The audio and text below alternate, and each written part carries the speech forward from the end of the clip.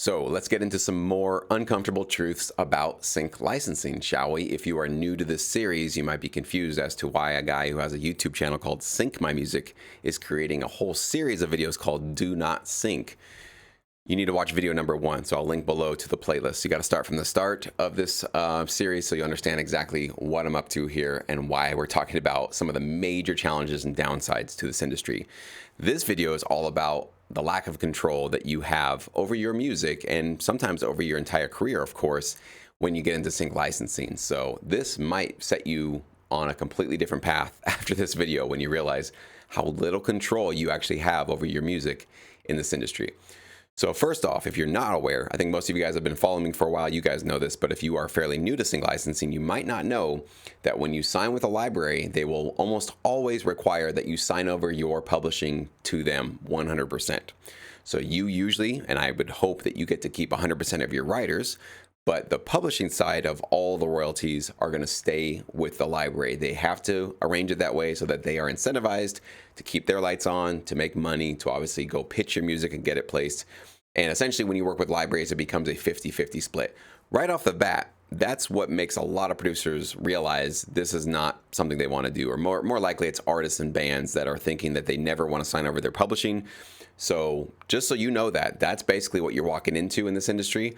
There might be some exceptions to that rule, but by and far, if you want to get consistent placements and consistently crank out new music for these companies, they're going to require that publishing to be signed over to their company. So word to the wise, you now know that.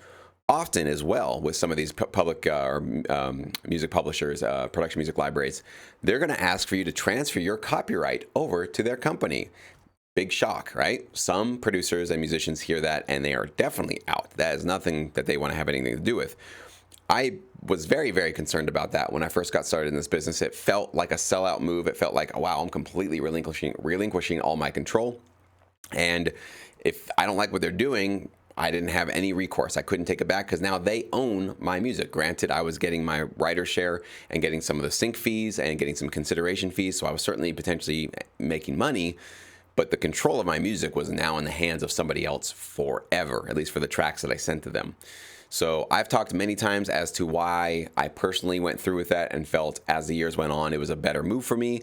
But you need to know that that's certainly what's going to be required of you in this industry. And some libraries will give you the reversion clause, which allows you to potentially take tracks out that don't get placed within like 2 or 3 years, but not all of them. So don't be surprised if you send your music to a library and they say, we take your publishing, we take your copyright, and we're not giving you a reversion clause. Your tracks will just stay with us forever for as long as we want to keep it with us. So that might be a turnoff, and you guys should be aware of that before you get into this business, okay? Now, let's say you are okay with that and you want to work with libraries, so you get your tracks out there and they're distributing them.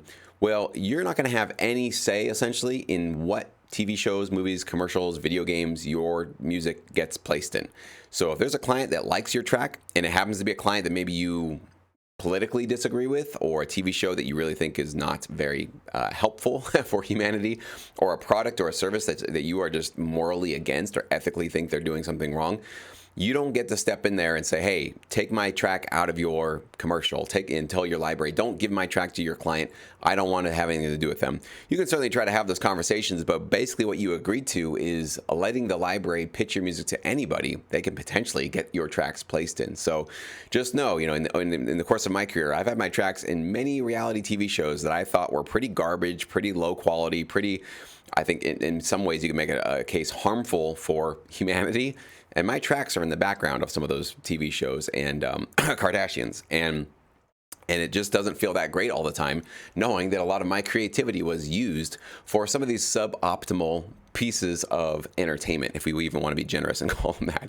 So just be aware that's what you're signing up for as well. Sometimes when you work with a library, they're going to exclusively tie up your music for many, many years, as we just talked about. So some of them will give you that reversion clause, but many of them will not. So you have to be aware that if you're going to put together an album or 2 albums, or maybe even up to 5 or 10 albums with a potential library, you're taking a huge risk, because if they don't get any placements and it doesn't work out, those tracks might just be sitting there collecting dust on their digital shelves for the rest of your life.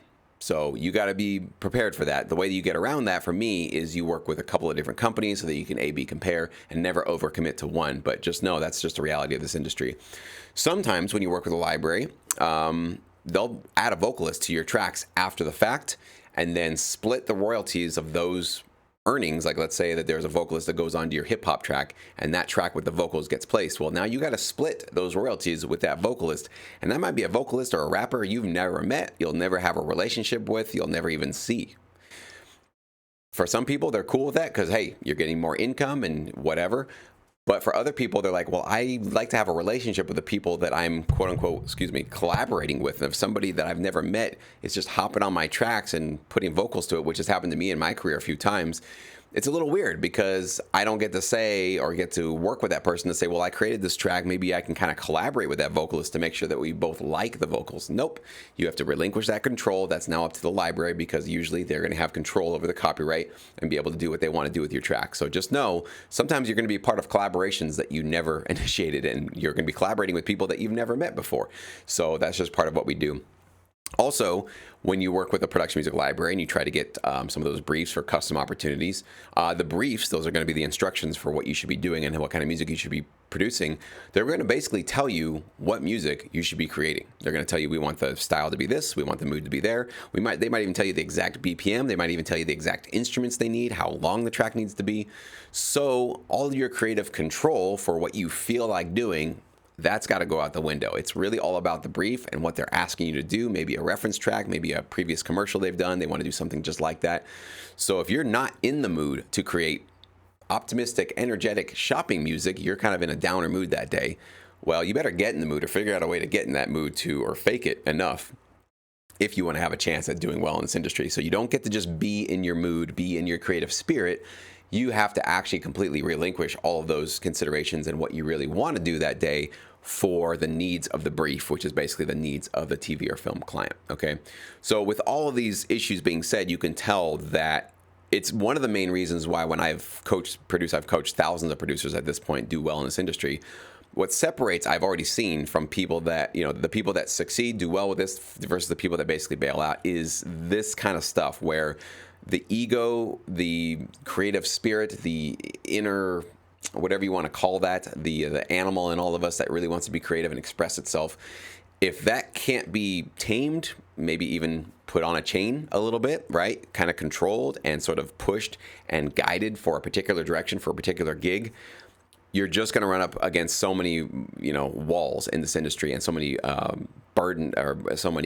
obstacles that you'll constantly be finding yourself being frustrated, not getting gigs, feeling personally insulted that they're asking you to do something you don't want to do, or you feel like I'm giving you what you want and you still didn't accept it. The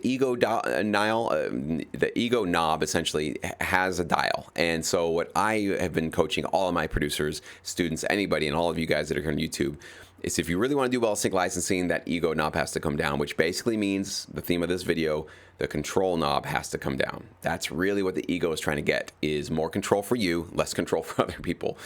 And it just doesn't work in this business. You have to relinquish that, let go of the reins, and kind of just sort of give into whatever the gig is or whatever the client's looking for, and really become more service minded. So that might kill your vibe. That might kill all of your interest in this business. And if I can help you make that decision today, then great, I've done my service. So speaking of all of this, in our next video for Do Not Sync, it's going to be all about how sync can kill your creativity, like all of your creativity.